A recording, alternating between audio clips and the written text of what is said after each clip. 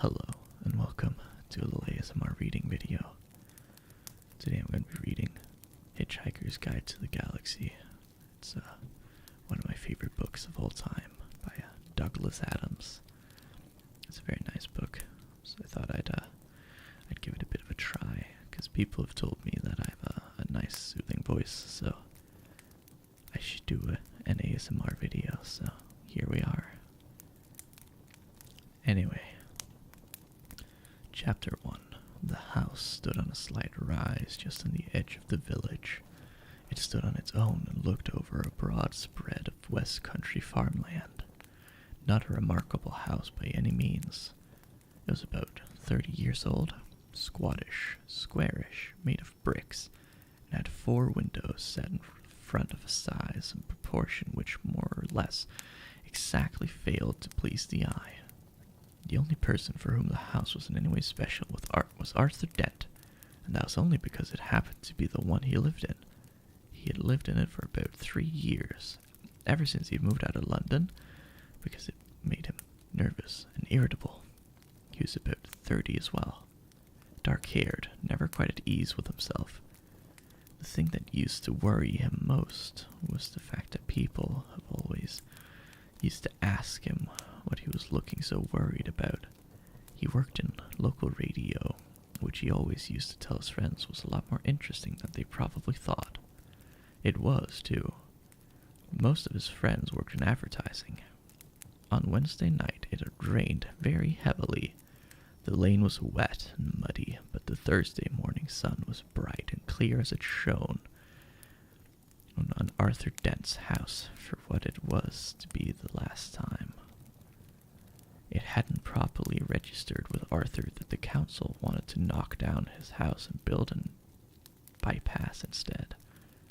There's a spelling error there. It says N bypass. That's a very nice error there.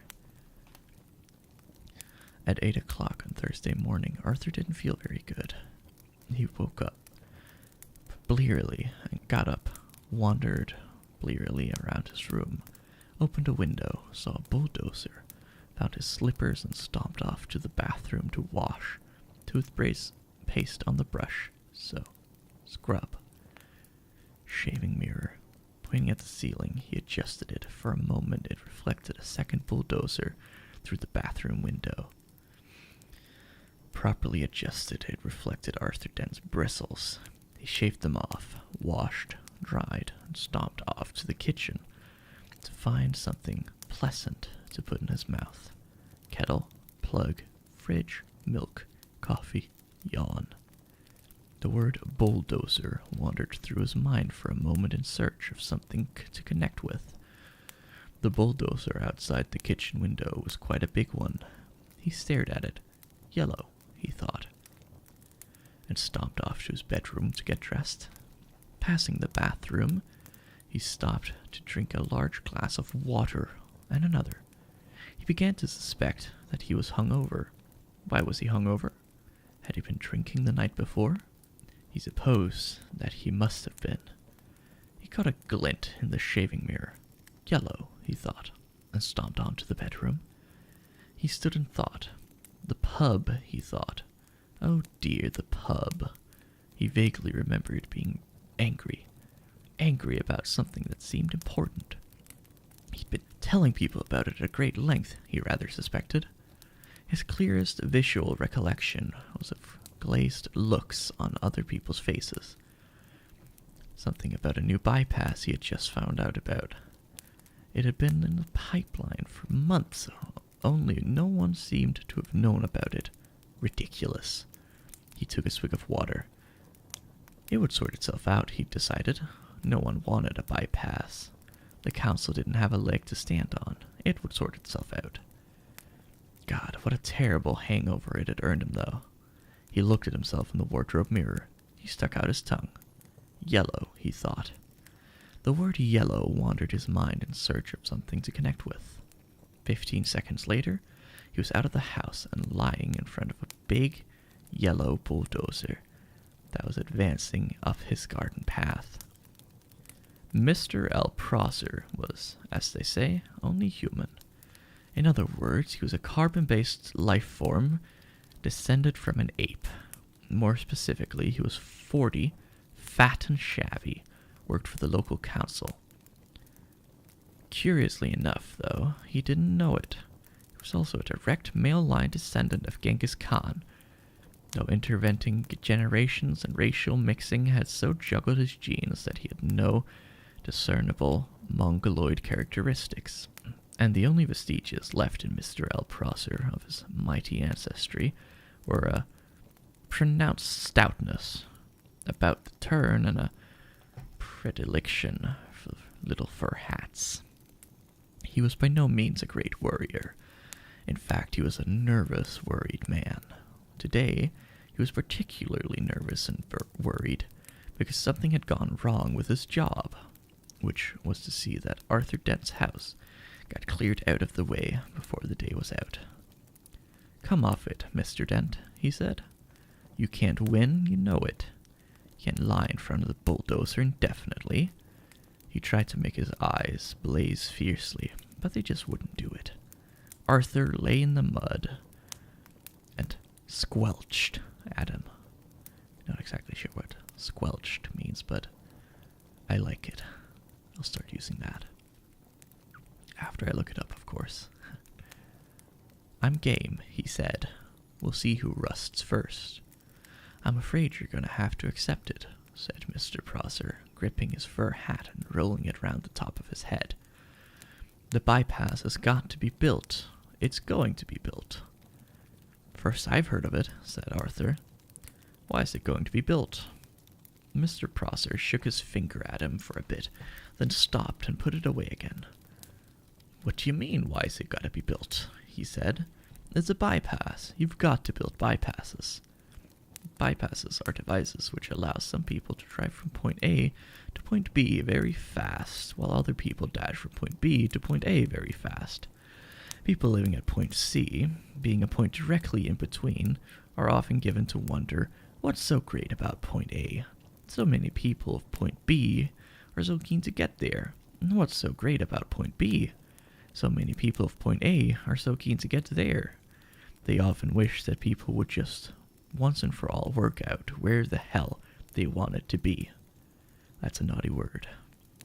Mr. Prosser wanted to be at point D. Point D wasn't anywhere in particular.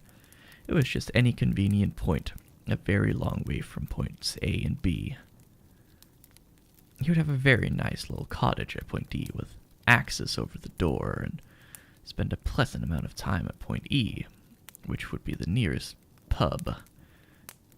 His wife, of course, wanted a climbing of roses, but he wanted access. He didn't know why. He just liked access. He flushed hotly under the derisive grins of the bulldozer drivers. He shifted his weight from foot to foot, but it was equally uncomfortable on each. Obviously somebody had been appallingly incompetent, and he hoped to God it wasn't him. Mr. Prosser said, "You were quite entitled to make any suggestions or protests at any appropriate time, you know." "Appropriate time," hooted Arthur. "Appropriate time. The first I knew about it was when a workman arrived at my home yesterday. I asked him if he'd come to clean the windows, and he said no, he'd come to demolish the house. He didn't tell me straight away, of course. Oh, no. First he wiped a couple of windows and charged me $5. Then he told me, 'But, Mr. Dent, the plans have been available in the local planning office for the last 9 months. "Oh, yes, well, as soon as I heard, I went straight round to see them yesterday afternoon. You hadn't exactly gone out of your way to call attention to them, had you? I mean, actually telling anybody or anything. But the plans were on display." "On display? I eventually had to go down to the cellar to find them." "That's the display department." "With a flashlight? Ah, well, the lights had probably gone. So had the stairs. But you found the notice, didn't you?" "Yes," said Arthur. "Yes, I did. It was on display in the bottom of a locked filing cabinet, stuck in a disused lavatory with a sign on the door saying, 'Beware of the leopard.'" A cloud passed overhead. It cast a shadow over Arthur Dent as he lay propped up on his elbows in the cold mud, It cast a shadow over Arthur Dent's house. Mr. Prosser frowned at it.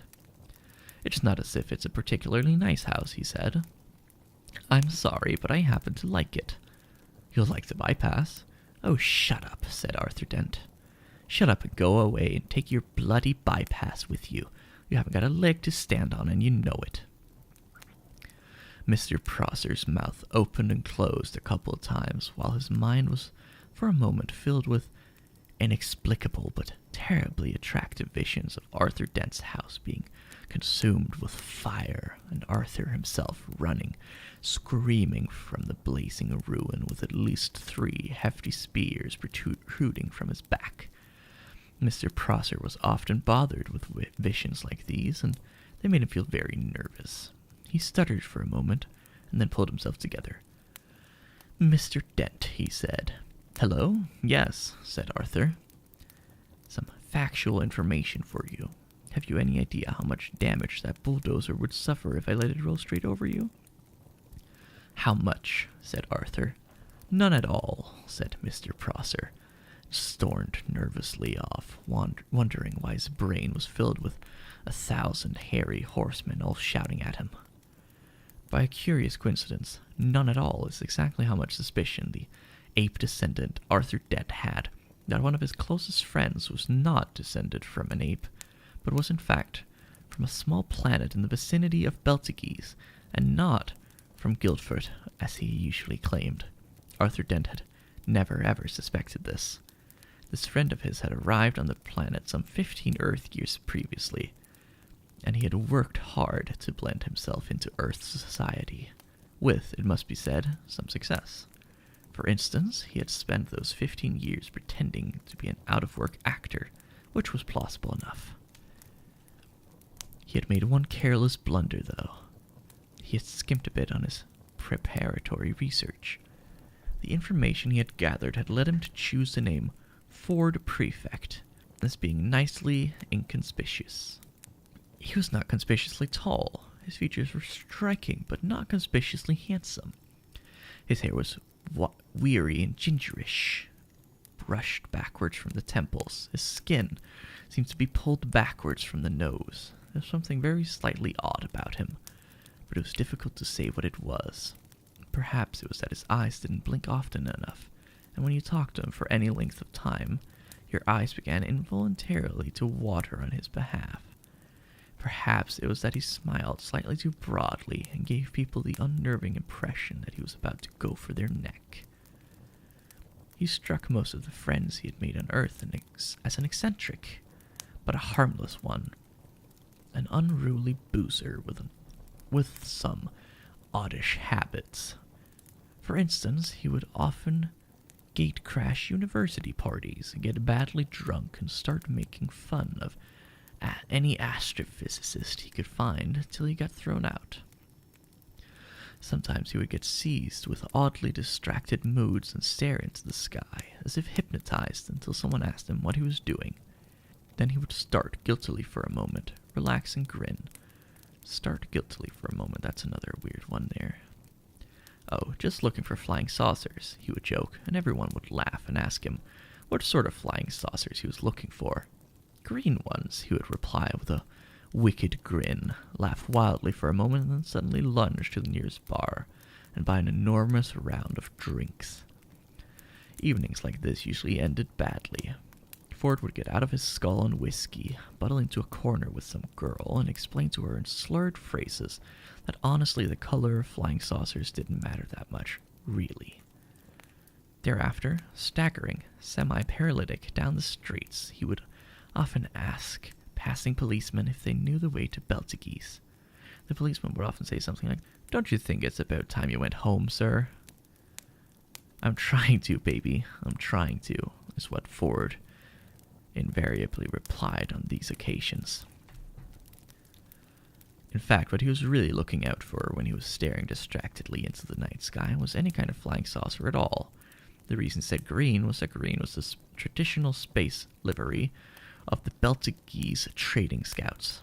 Ford Prefect was desperate that any flying saucer at all would arrive soon, because 15 years was a long time to get stranded anywhere. particularly somewhere as mind-bogglingly dull as the Earth. Ford wished that a flying saucer would arrive soon because he knew how to flag flying saucers down and get lifts from them. He knew how to see the marvels of the universe for less than 30 Altarian dollars a day. In fact, Ford Prefect was a roving researcher for that wholly remarkable Hitchhiker's Guide to the Galaxy. Human beings are great adapters, and by lunchtime, life in the environs of Arthur's house had settled into a steady routine. It was Arthur's accepted role to lie squelching in the mud, making occasional demands to see his lawyer, his mother, or a good book. It was Mr. Prosser's accepted role to tackle Arthur with the occasional new ploy, as the for the public good talk, the March of Progress talk, the they knocked my house down once, you know, never looked back talk, and various other cajoleries and threats. And it was the bulldozer driver's accepted role to sit around drinking coffee and experimenting with union regulations to see how they could turn the situation to their financial advantage. The earth moved slowly in its diurnal course. The sun was beginning to dry out the mud Arthur lay in. A shadow moved across him again. "Hello, Arthur," said the shadow. Arthur looked up and, squinting into the sun, was startled to see Ford Prefect standing above him. "Ford, hello, how are you?" "Fine," said Ford. "Look, are you busy?" "Am I busy?" exclaimed Arthur. "Well, I've got all these bulldozers and things to lie in front of because they'll knock my house down if I don't. But other than that, well, no, not especially. Why?" They don't have sarcasm on Belzegese, and Ford Prefect often failed to notice it unless he was concentrating. He said, "Good, is there anywhere we can talk?" "What?" said Arthur Dent. For a few seconds, Ford seemed to ignore him and stared fixedly into the sky like a rabbit trying to get run over by a car. Then suddenly he squatted down beside Arthur. "We've got to talk," he said urgently. "Fine," said Arthur. "Talk." "And drink," said Ford. "It's vitally important that we talk and drink. Now we'll go to the pub in the village." He looked into the sky again, nervous, expectant. "Look, don't you understand?" shouted Arthur. He pointed at Prosser. "That man wants to knock my house down." Ford glanced at him, puzzled. "Well, he can do it while you're away, can't he?" "But I don't want him to." "Ah. Look, what's the matter with you, Ford?" said Arthur. Nothing's the matter. Listen to me. I've got to tell you the most important thing you've ever heard. I've got to tell you now, and I've got to tell you in the saloon bar of the Horse and Groom. But why? Because you're going to need a very stiff drink. Ford stared at Arthur, and Arthur was astonished to find that his will was beginning to weaken. He didn't realize that this was because of an old drinking game that Ford learned to play in the hyperspace ports that served the Matronite mining belts in the star system of Orion Beta. The game was not unlike the Earth game called Indian Wrestling. It was played like this. 2 contestants would sit at either side of a table with a glass in front of them. Between them would be placed a bottle of Jank's spirit, as immortalized in that ancient Orion mining song. Oh, don't give me none of that old jank spirit. No, don't give me none of that old jank spirit. For my head will fly, my tongue will lie, my eyes will fry, and I may die. Won't you pour me one more of that sinful old jank spirit?" Each of the 2 contestants would then concentrate their will on the bottle and attempt to tip it and pour the spirit into the glass of his opponent, who would then have to drink it. The bottle would be refilled, the game would be played again and again. And once you started to lose, you would probably keep losing, because one of the effects of jank spirit is to depress that telepsychic power. As soon as a predetermined quantity had been consumed, the final loser would have to perform a forfeit, which was usually obscenely biological. Ford usually played to lose. Ford stared at Arthur, who began to think that perhaps he did want to go to the Horse and Groom after all. "But what about my house?" he asked, plaintively. Ford looked across to Mr. Prosser, and suddenly a wicked thought struck him. He wants to knock your house down. Yes, he wants to build, and he can't because you're lying in front of the bulldozers. Yes, and I'm sure we can come to an arrangement, said Ford. Excuse me, he shouted. Mr. Prosser was arguing with the spokesman of the bulldozer drivers about whether or not Arthur Dent constituted a mental health hazard, and how much they should get paid if he did. He looked around. He was surprised and slightly alarmed to find that Arthur had company. Yes, hello, he called. Has Mr. Dent come to his senses yet? Can we for the moment, called Ford, assume that he hasn't? Well, sighed Mr. Prosser. And can we also assume, said Ford, that he's going to be staying here all day? So all your men are going to be standing around all day, doing nothing. Could be. Well, if you're resigned to doing that anyway, you don't actually need him to lie here all the time, do you? What? You don't, said Ford patiently, actually need him here. Mr. Prosser thought about this. Well, no, not as such, he said. Not exactly need. Mr. Prosser was worried. He thought that one of them wasn't making a lot of sense. Ford said, So, if you just lie down here, take it as read that he's actually here, then he and I could slip off to the pub for half an hour. How does that sound? Mr. Prosser thought it sounded perfectly potty. That sounds perfectly reasonable, he said in a reassuring tone of voice, wondering who he was trying to reassure. And if you want to pop off for a quick one yourself later on, said Ford, we can always cover up for you in return. Thank you very much, said Mr. Prosser, who no longer knew how to play this at all. Thank you very much. Yes, that's very kind. He frowned, then smiled, then tried to do both at once.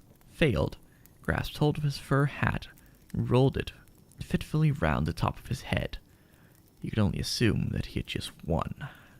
So, continued Ford Prefect, if you would like to come over here and lie down. What? Said Mr. Prosser. I'm sorry, said Ford. Perhaps I hadn't made myself fully clear. Somebody's got to lie in front of the bulldozers, haven't they? Well, there won't be anything to stop them from driving into Mr. Dent's house, will there? What? Said Mr. Prosser again. It's very simple, said Ford. My client, Mr. Dent, says that he will stop lying here in the mud on the sole condition that you take over for him. What are you talking about? Said Arthur, but Ford nudged him with his shoe to be quiet. You want me, said Mr. Prosser, spelling out this new thought to himself, to come and lie there. Yes. In front of the bulldozer? Yes.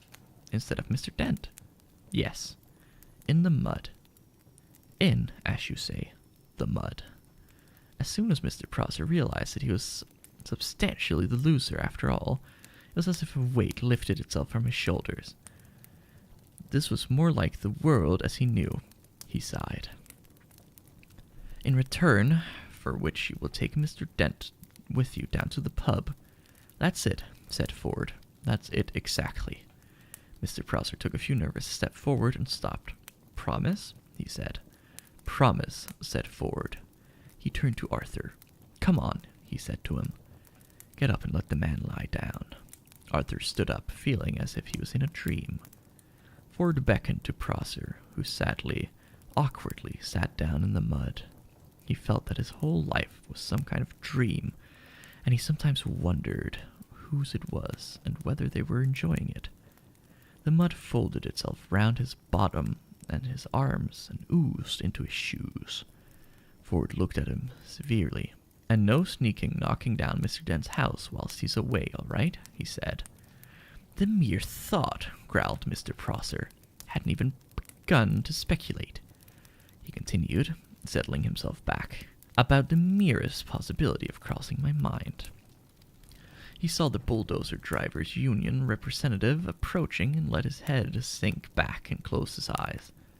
He was trying to marshal his arguments for proving that he did not just constitute a mental health hazard himself. He was far from certain about this. His mind seemed to be full of noise, horses, smoke, and the stench of blood. This always happened when he felt miserable and put upon, and he had never been able to explain it to himself. In a high dimension of which we know nothing, the mighty Khan bellowed with rage. Mr. Prosser only trembled slightly and whimpered. he began to feel little pricks of water behind the eyelids.